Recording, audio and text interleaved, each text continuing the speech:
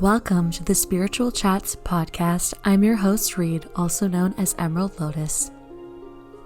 Each week, I sit down with a unique guest to discuss various aspects of spirituality. Each guest is a master in their specific niche. Not only will they share their wisdom with us, but we'll also get a chance to know some of our favorite creators a little bit better.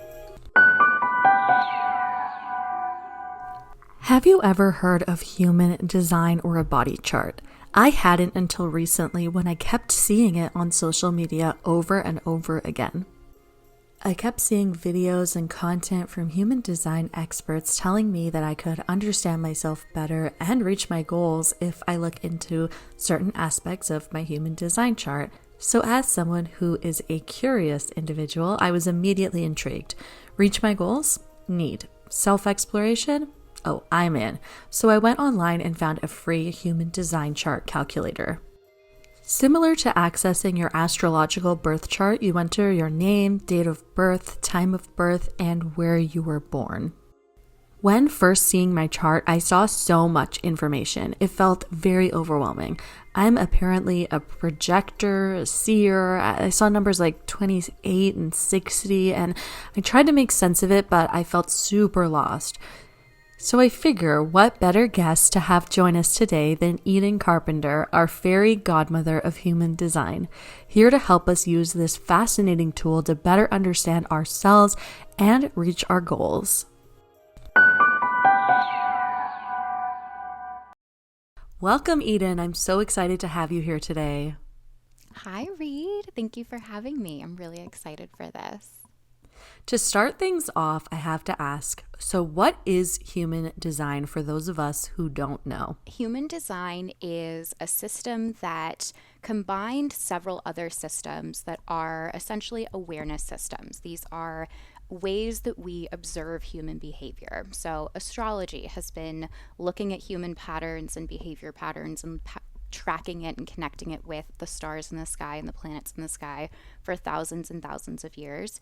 Human design took astrology and the chakra system and the I Ching and a bunch of other things and created a new system of awareness that tells you how you operate with the world. It tells you about how your energy is felt by other people, the things that you look for in interactions, how your mind works, how your purpose works, how your intuition works. And it's really just a map of everything that you already do that you're just looking for language to reaffirm what you already know.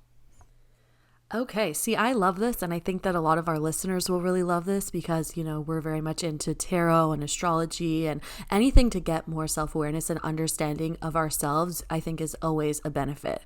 How could someone use human design to their benefit? Are there different aspects of life that you think could be improved by using or knowing more about their human design?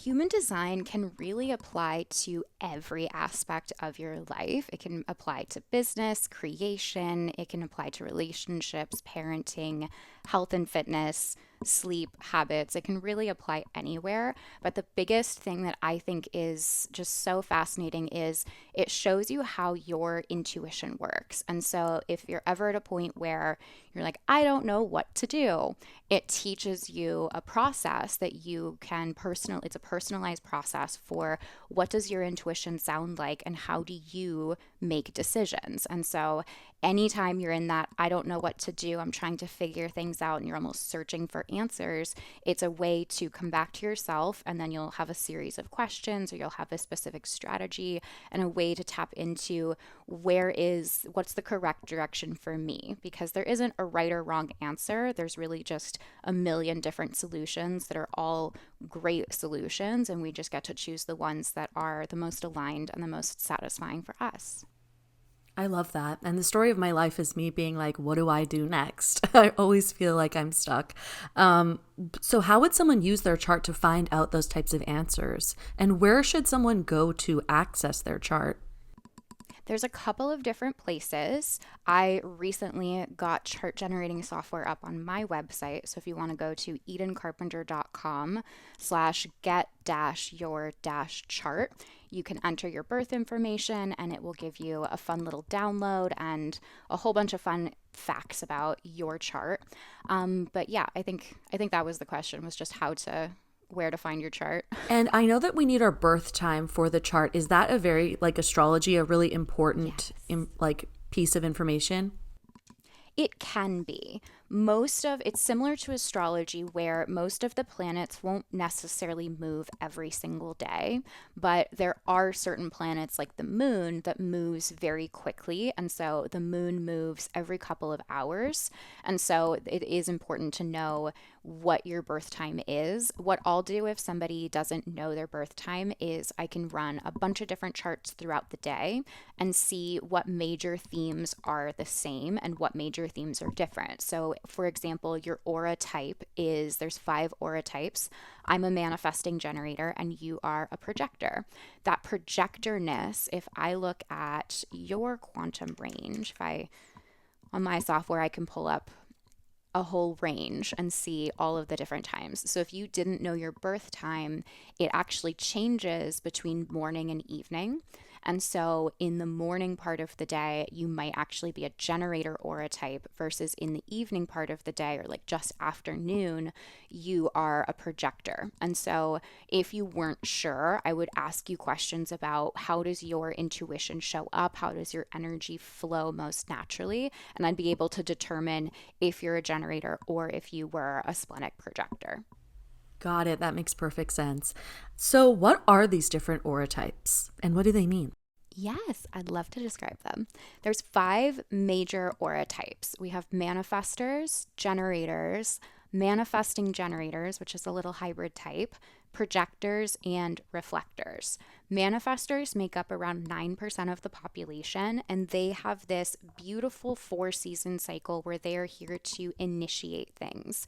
They go into the void, they connect with the unknown, and they come out with ideas and initiations and new journeys and new directions. They're here to help expand the collective and bring new ideas to life. They're not always designed to finish everything that they start. So they have these creative bursts where sometimes they're in this hyper-focused, non-verbal creative flow where they're working for, it could feel like a couple of weeks, it could be a couple of months, it might even just be a couple of days. And then they'll go into a rest period where there isn't that creative output and they're really in more of a reflective state. So they have this beautiful cycle and their strategy is to inform and initiate. Because they're here to get things started and they're seeing a vision that not all of the aura types can see, it's important that they're informing and sharing and oversharing what it is that they're seeing, what it is that they're working towards, what's working for them, and what's not working for them. They know they're in alignment when they feel a sensation of peace, and they know they're out of alignment when they start getting angry. That anger is their fire. It's here to fuel their voice and give them the energy to initiate and be heard while they're informing other people. Generators make up around 35% of the population, and they are here to find the things that they love doing and produce energy. They're here to generate energy. They are the builders, they're the creatives, they are the people who find a niche and are able to create and be in that niche for a really long time. And they're in alignment when they're feeling satisfied with the work that they're doing. It's that sensation of going to bed tired but happy. Tired because you used all of your energy today doing something that you genuinely love. They know that they're out of alignment when they're feeling frustrated. That's the sensation of, I'm glad I got that done, but I don't ever want to do it again. And so if that's a sensation that they're feeling constantly or every day, that could be a sign that maybe the work that they're doing isn't satisfying and they need a little bit of a shift in order to find something that fuels them as they're giving energy to it. Manifesting generators, like I said, are a little bit of a hybrid between generators and manifestors. So they have that sustainable energy and that creative energy that the generators have, the ability to finish projects, but the things that light them up and the things that they're excited and satisfied from change. And so it might be human design for a couple of years, and then it might be maybe writing books for a couple of years, and it might be being a nurse for a couple of years. So manifesting generators tend to go through these almost micro niches or these like mini careers. They get really good at something, they get bored with it, and they move on. And that's actually aligned for them. They're not looking for the one thing that's going to light them up consistently. They're looking for the passion project of this season, and that is aligned for them. So they will be these serial entrepreneurs or these people who have lots of different career paths in many different directions, and that's really aligned for them. So they will also feel a little bit of that sensation of peace and satisfaction, mainly satisfaction, but they'll also get some peace when they are in alignment. And when they're out of alignment, they will feel frustrated and likely a little bit angry at having to do things that they don't necessarily want to do. Then we have projectors. You're a projector. So projectors make up only around 20% of the population. And projectors are really good at finding a very specific system and guiding the flow of energy.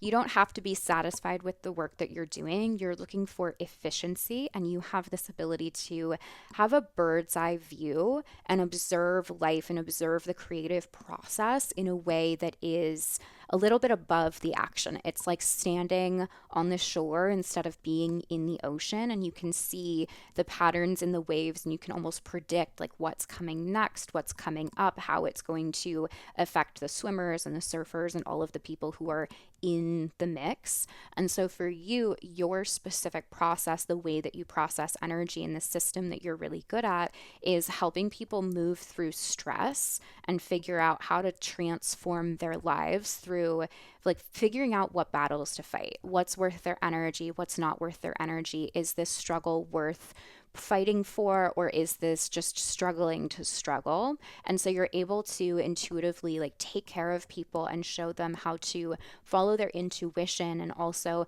create change consistently in their life when that time comes up, when it's time to fight. So it's this like fighting struggle energy, and it's this beautiful essence of perseverance. And so you teach people like when it's the most efficient to just persevere and push through and fight this specific battle to create long-lasting transformation and freedom on the other side.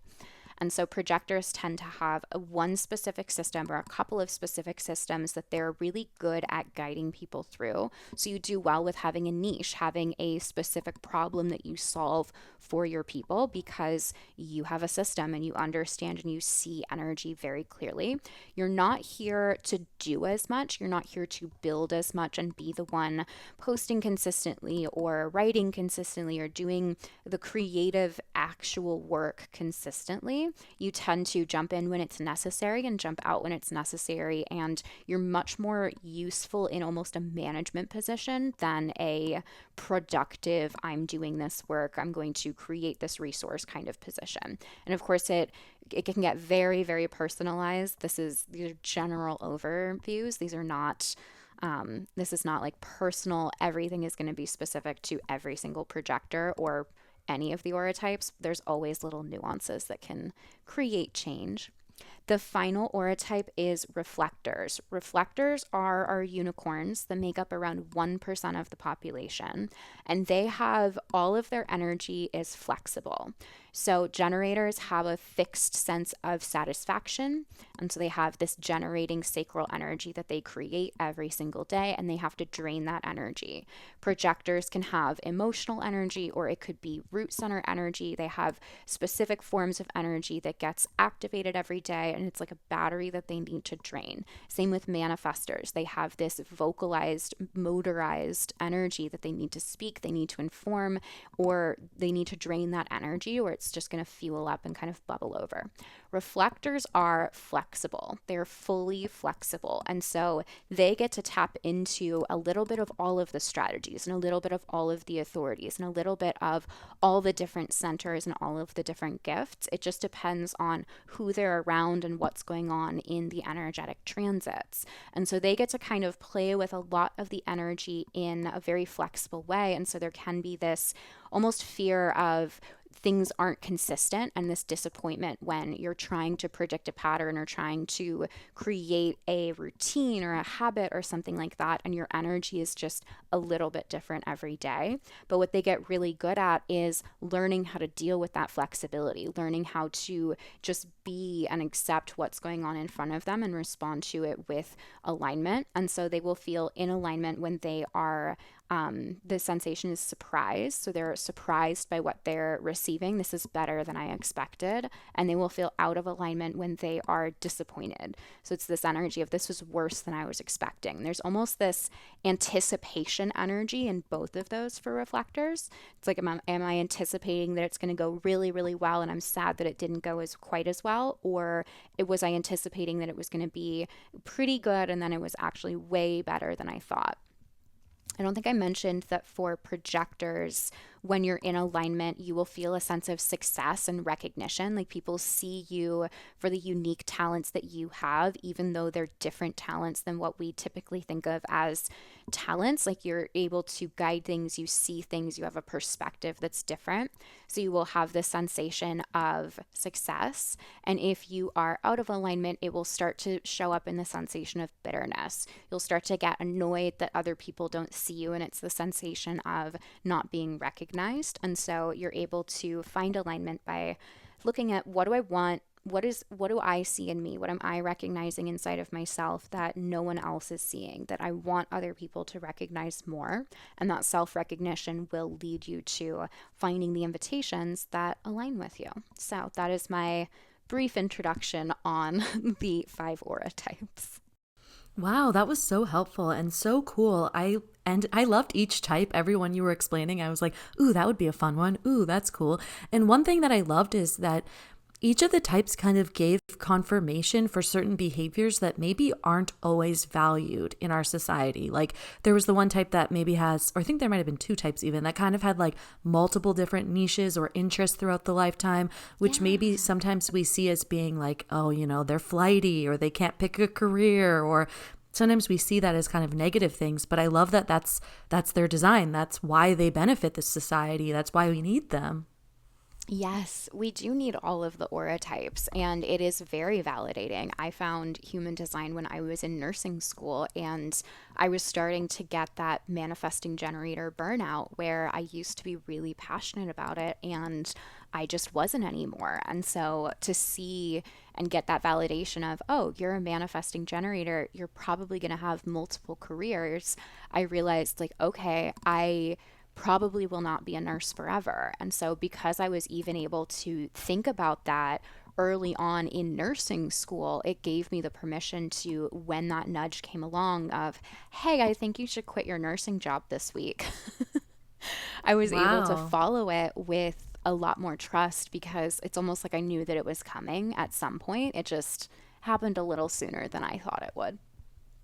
Doesn't it always? But no, that's great. That's so nice to be able to know that, like, yeah, so a lot of the things that we value in society or that we judge people for, it's like, no, this is the soul's purpose. This is why we're here. This is why we might have those desires. I love that.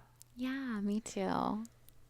I also really resonated with my type, the projector. Every single thing you said, I was like, yep, that's exactly me. Like, every positive thing, every negative thing, I was like, oh yeah, yep. So that was super interesting. And it's something that I'm really going to consider thinking about while I move throughout my career and what I do day to day, because I find that I do a lot of the kind of like niche, like busy work where I'm creating content and writing things. And I feel like I'm doing all of that every single day, but it really isn't what I'm passionate about. It's true. I do much prefer to kind of guide rather than be doing all those small things.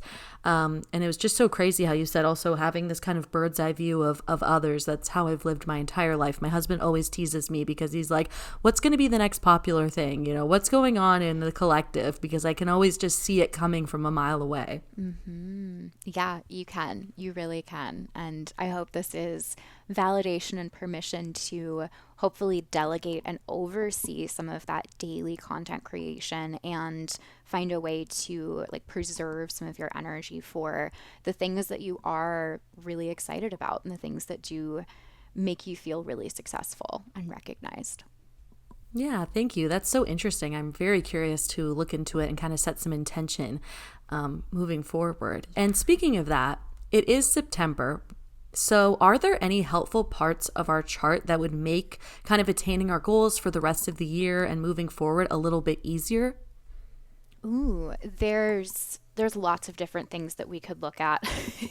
Yeah, I'm trying to think of which would be the most useful. I think learning about the strategies for the five types would be pretty useful. And really there's four strategies and we just use them a little bit differently with the five different aura types. So for you as a projector, your strategy, so pretty much the thing that you do when you don't know what to do, is you're looking for invitations. And so pretty much because you have this ability to see people really deeply and you see the system so clearly and you understand the efficiency of all of the energy that's moving inside of a project, that's moving inside of a system, that's moving inside of a person, because you see everything so clearly, it's kind of like you walk into a room and someone is putting together a piece of IKEA furniture. A generator or a manifesting generator will come in and say, "Hey, do you need some help?" And they will offer to physically help with putting together the piece of furniture. If you see someone struggling to put it together as a projector, you want the hand manual, you want the guide, you want the instructions. You're going to look at that, and naturally, you're going to see exactly what they're doing wrong. And so when you come in and someone's been working on something for a while and they're getting frustrated and they're a little bit flustered and it's not working and they've read the book a couple of times, they can't figure it out. And you look over their shoulder and say, "You're doing that wrong." They're going to get defensive. They'll put up their walls. They'll get more frustrated and they'll say, "I don't need your help." And they will shut you out. Even if what you're saying is correct, without an invitation, it comes off as unsolicited advice. And so your guidance is so deep and so powerful and so useful that not everyone is going to be ready for it. And so your strategy is to wait for an invitation, to look for an invitation. And so this could be as simple as, "Hey, I'm noticing that some people are doing this and some people are doing this, and this is what's working. Like, do you want me to look? Do you want me to look? Do you want me to see? Can I offer a suggestion? I have some advice I think might be useful. Are you open to it?" If you say that to somebody who's, let's say, putting together that piece of furniture, like, "Hey, I think I have a suggestion. Are you open to feedback?" That is an invitation. They can say, "Yeah, what are you seeing that I'm doing wrong?" Or, "No, I think I'm really close to figuring it out, but thank you though." And so you are looking for invitations. Where are people recognizing your skills? What are people asking you for? What are your close people, your close friends asking you for advice on? What are they asking you for already? And how can you recognize the value in that? And that is what you provide to other people. So if you're manifesting goals for you specifically, you do well with getting detailed. What is it that you want? Very specifically in detail, what do you think you'll see? What will be the visual reality of creating and receiving the things that you want? What does that look like? You're very visual. You have inner vision cognition. And so that means that you are designed to visualize it. So when you're meditating or playing with journaling or a visualization practice, ask yourself, what can you see happening for you for the rest of the year? What can you actually see happening? And play with that. Could you see it going a little bit further? Could you see yourself hitting this goal? Could you stretch it? Could you possibly imagine it happening a little bit further, a little bit sooner, a little bit faster, a little bit more easeful? So just stretching your visualization is really powerful for you specifically. And then for all projectors, you're looking for invitations. There's always an invitation. There's always an invitation in your reality right now. We just get to play around with looking for it.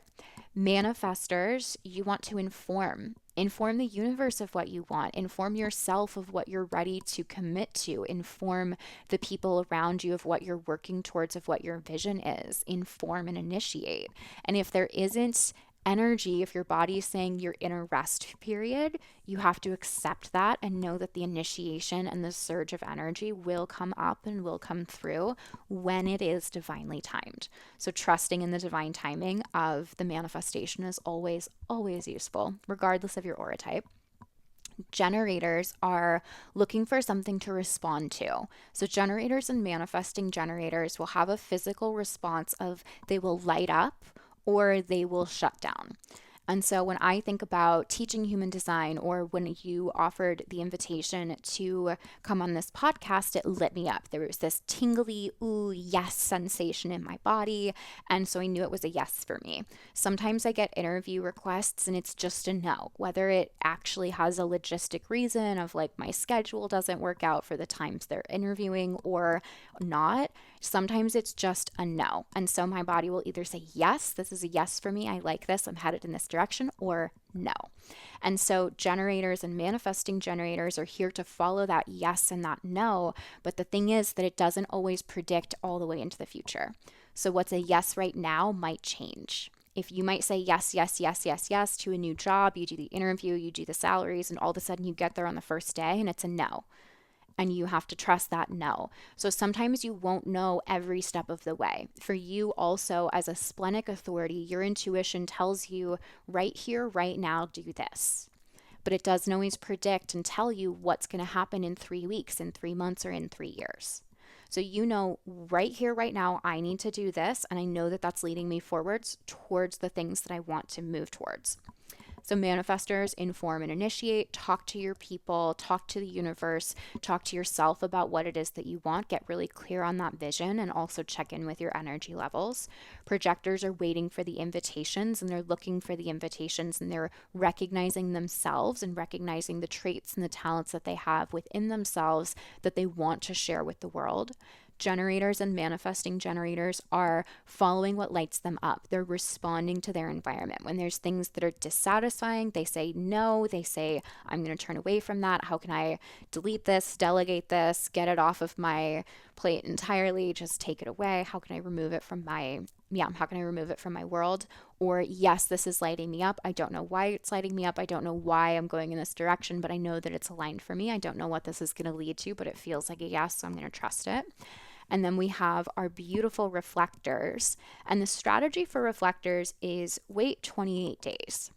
And I feel like this is really challenging advice. If you're manifesting something, just wait 28 days.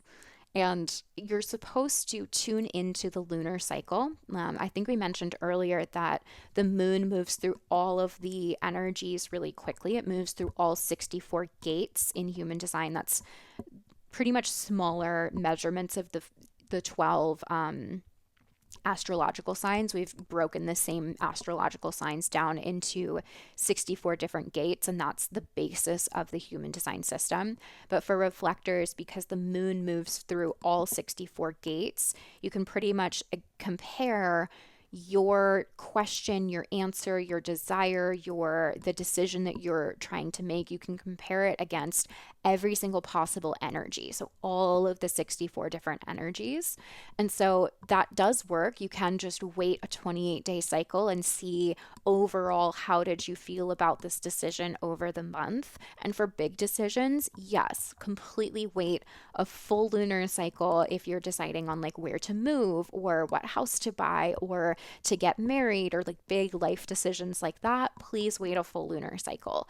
But because reflectors have such flexible energy, they actually feel and they experience and they utilize all of the other strategies. So there is always going to be this theme of waiting for a full lunar cycle and seeing things in cycles. It's like every single month they'll reflect on things in a new way and they'll see things at another level. And during each month, every single day, they might have a daily like, ooh, this really lights me up. I'm going to respond to that. That feels good. They might have an experience like a sacral response, like a generator would, or they might feel an invitation. They might receive an invitation, or they might have an urge, a creative urge, like a manifestor where they want to initiate something and inform around something. So they get to play with a little bit of all of the different strategies. It's just kind of like a check-in and then a check-out. And so, yeah, they get to play with all of them. So check in with your body, see how your intuition is connecting with you in that particular day, and play with all of the energies that are available to you and take your time if you need it. But yeah, those are the strategies for each of the aura types. That was so helpful, and I honestly think it's really going to help a lot of people figure out, what they're doing over the next coming months and kind of to reach those 2024 goals specifically that maybe they set at the beginning of the year, but of course moving forward as well. That was really helpful, and I loved the projector unsolicited advice because that is, yes, the story of my life. And I love that you said, "Are you open to it?" That is going to be my mantra for the next coming months because I always want to help and provide service and share what I can see in things, but I often don't do it because I actually feel like I'm always giving the unsolicited advice. So I often actually don't do it unless it's with someone that I really, really know very well. Like my husband would say that I give him unsolicited advice every single day, but I don't often say it to like strangers or new people that I'm working with. But I love the idea of saying, "I have this idea. Are you open to it?" And I think that's how I'm going to move over the coming months. I really appreciated that information. Yay! I'm like nodding and really happy about that. You can't see me, but I'm clapping. Yay, awesome. And so you mentioned the 64 gates. And one thing that actually kind of overwhelmed me when I was first looking at the human design chart was all of the numbers that we see when we look up our body graph chart. Are those numbers important to someone who's beginning like myself? Should I be paying attention to any of these numbers, or are there significant numbers at all? They there is kind of a pattern of significance, but when you're starting out, kind of the big three, you know how we have a big three in astrology, a similar like big three elements that you could look at would be your aura type, which includes your strategy. So your aura type, and then your inner authority, because different projectors can have different inner authorities, different manifesting generators can have different inner authorities. That will change. That's a little bit more personal. And then your profile. Your profile goes actually a little bit deeper than the gates. The gates are those numbers that you're seeing. Underneath the gates, we have lines. So in the chart, you'll see that all of the numbers have a number and then a decimal point and then a number between 1 and 6. And so your profile, there's 12 different profile combinations, and that has a lot of really, really useful information. So if you're just getting started, I would look at profile, aura type, and inner authority to just get an overall view of what your energy does, how you make decisions, how it works, how you move and interact with other people, and kind of some overall like personality. The profiles are kind of like a personality type. And then I like to go into the centers, so focusing on the different shapes, what shapes are white, what shapes are colored in your body graph, and then you can get into the gates. But if you're getting into the gates, the ones at the top of the chart have more of an influence than the ones at the bottom of the chart. So the ones for you, like gate 60 is going to be a really big gate because that's your conscious sun. And so that's essentially your sun sign. And that tells me a lot about the sole purpose that you're here to influence and like your overall energetic branding, what people feel and sense from you, even when no one's talking about you or like talking, even if you're not present, if people are just talking about you or talking about something that you created, gate 60 energy is what's going to come through. And so gate 60 is about breaking through limitations and really finding a sense of justice. It has to do with timing, it has to do with individuality, it has to do with breaking through. It's almost like searching through, like creating chaos, which is the first step to innovation. And sometimes in order to break down the walls and really create transformation, we kind of have to tear everything down. So yeah. Cool. Very, very helpful. I think that will give not only me, but hopefully our audience as well, a good starting off point to kind of explore the human design chart, because it is overwhelming to anyone. It's like astrology. Looking at your birth chart for the first time is like, what am I doing? So this is really helpful. Good. I'm so happy. And you were so well-spoken and so knowledgeable on this topic. I'm curious, what drew you to human design? Thank you. I found human design while I was in nursing school, and I was not testing well. I was homeschooled almost my entire life. I did about a year and a half of public high school before going to college. And so when we got to a college setting, I was just not testing well. And so I was researching just different things for learning styles and different things about like how our brain researches and understands and recalls information. I was really into like psychology and just neuroscience. And so I learned about that and I found manifestation, and I was kind of just following some people who talked about manifestation and talked about quantum physics and mindset work and the Enneagrams and the Myers-Briggs personality types. And then someone posted about human design, and I was really into the Myers-Briggs personality types at the time. That seemed to be a way of understanding people and categorizing them and like making people make sense. And then human design popped up. I pull up my chart, and exactly like you said, there's all these numbers and all these symbols and all these lines and shapes. And I said, no, that's too overwhelming. I don't want to read that. I don't want to look at that. That's too much. So I closed it out, and it just started popping up everywhere. All of a sudden, everyone that I was following was talking about it online. It was showing up just absolutely everywhere on podcast interviews that I was listening to. And I was really resistant. I was like, no, it's complicated. There's all these lines and all these shapes and all these numbers. I don't want to learn that. I really like the Myers-Briggs personality types. That makes sense to me. But then I was sitting in a nursing lecture. Actually, it was a pre-nursing like psychology class, and I had a professor he was a lecturer and a conversationalist, but he didn't make slides. He was not a visual aid kind of person. And he randomly decided, like 3/4 of the way through the semester, to make a PowerPoint for one of his lectures. And halfway through the PowerPoint, there was just like a tech glitch where the formatting of the text was either like really spread out or really narrow, or something was wrong. There was text just jumbled all over the slide. And in the middle were the words human and design from two separate sentences and two separate pieces of information, but to me it felt like they were standing out in the middle of this slide. And so I looked up at the sky and kind of said, okay, universe, I will look into this. I will figure it out. If that's really like, if this feels really obvious, this feels like a sign.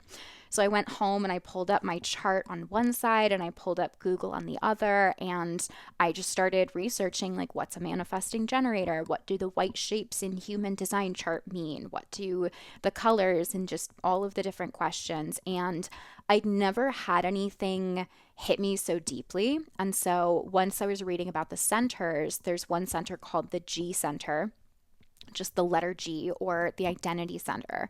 And I have it undefined. You also have it undefined. So this could be a fun thing that you might resonate with as well. But when the undefined G center is out of alignment, it's searching for a sense of self and searching for a sense of lovability and identity and direction. And so it's asking questions like, who am I? What makes sense? How do I understand myself? How do I figure out what I'm supposed to do? What makes me lovable? Who am I supposed to be? And I was doing exactly that in that moment with the human design chart, with the Myers-Briggs personality types. I was searching for this sense of, who do I need to be? Who am I supposed to be? What's that purpose? Like, who am I? Who am I supposed to be?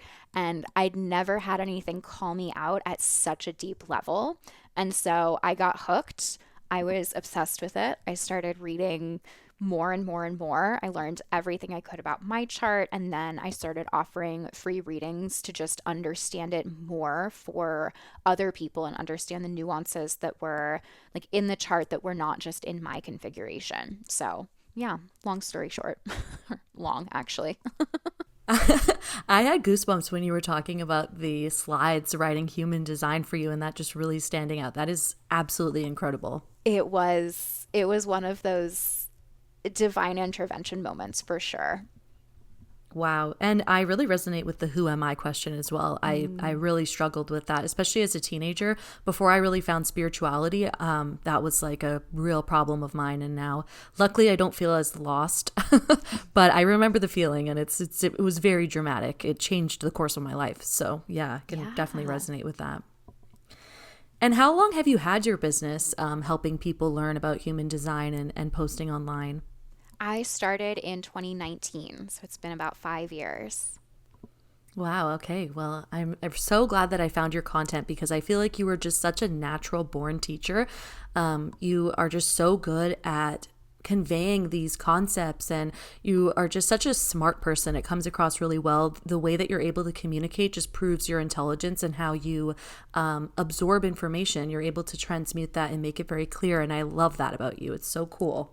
Oh, thank you so much. Yeah, I love teaching. It's one of my favorite things to do, and when I'm able to explain something and when people take notes, like that's my favorite thing. When people walk away, even from interviews like this, like knowing that you're learning something too is that made my day. That's my favorite thing ever. So thank you. Amazing. Now let's get to the Q&Q segment, question after question, where we ask Eden multiple questions in a somewhat but not really rapid fire style. So let's get into it. Are you ready? Yes. What is your favorite part? I'm sure there's lots, but if you had to pick a favorite, what is your favorite part of the human design body graph? I really like the channels. Ooh, what are the channels? The channels I'm so bad at the rapid are... fire because I'm always like, That's what, okay. what? Tell me more. The channels are all of the lines that run between the centers.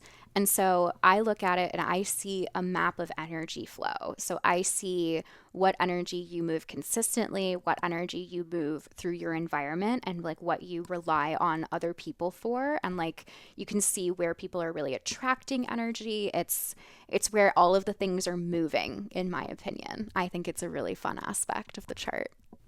Cool. And what would you say is an underrated element of human design, whether it's about the chart or about what it can do for you? Ooh, I think that the variables are an underrated aspect of the human design chart. It's the arrows. There's these 4 arrows around the head, and that goes into a layer of really practical human design. Like it talks about your environment, it talks about your digestion, it talks about focus, motivation, things like that. I find that a little bit underrated. Ooh. And what is an unexpected way that you can use human design, like for relationships or predictions or something random that maybe people would never think of? I have used it for learning styles. I think it's really interesting. Like based on my profile, I take notes. Like a friend of mine has missed class and I have to explain everything. So I play with a teacher archetype, and that actually helps me remember things better. So you can learn about memory and all sorts of things. Oh, that's really beneficial for learning something new. And yeah, okay, cool. And do you have any recommended reading, books, or resources to learn more on human design? I like, let's see, I have several. The Anything by Chetan Parkin is really good. I also like The Modern Guide to Human Design by Rachel Lieberman. She's really a fun writer and she makes it really simple and very colorful too. Okay, and speaking of books, you have posted before that you like romantasy on Instagram. So I have to ask, what is your favorite series of romantasy?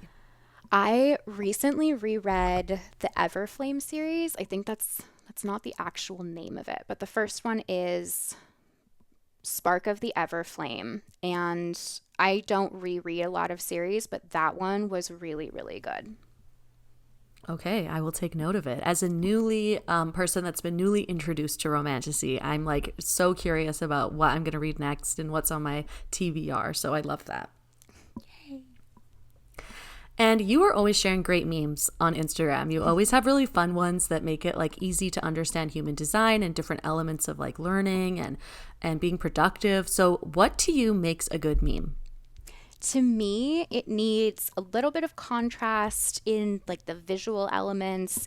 It needs something funny and something where it captures a moment where it like makes someone remember something, where it's like, oh yeah, I've been there. Oh yeah, that happened to me a couple of days ago. Or oh yeah, that happened to my friend when that this person did that. Like it's sparking a memory. And so I think that makes people resonate with it, and that also helps people learn the information. And so memes have been a way to it's simplifying human design, but it's actually making it stick for people a lot more because it's pulling up a memory for them and showing an example in a funny way. And then, of course, adding in the humor. There's a whole bunch of neuroscience about if people laugh, it's creating neural pathways faster, and it's like actually increasing your ability to learn. So there's a lot of science behind it, but making people remember something. For sure. That makes perfect sense. Yes. And like the familiarity. Yes. It's like awakening something in you. It's very true because when I was learning tarot, I found it so hard to remember each of the cards and their reversals. And the best method for me for remembering all the cards was to have like a real life example of how that card would show up in my life so that I could remember it moving forward. So that makes perfect sense.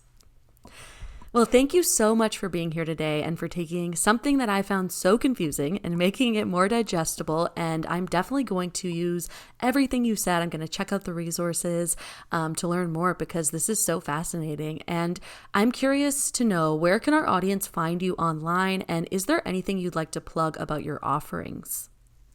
Thank you so much for having me. I'm so happy that this made sense to you and I was able to take something that is kind of complicated and simplify it down.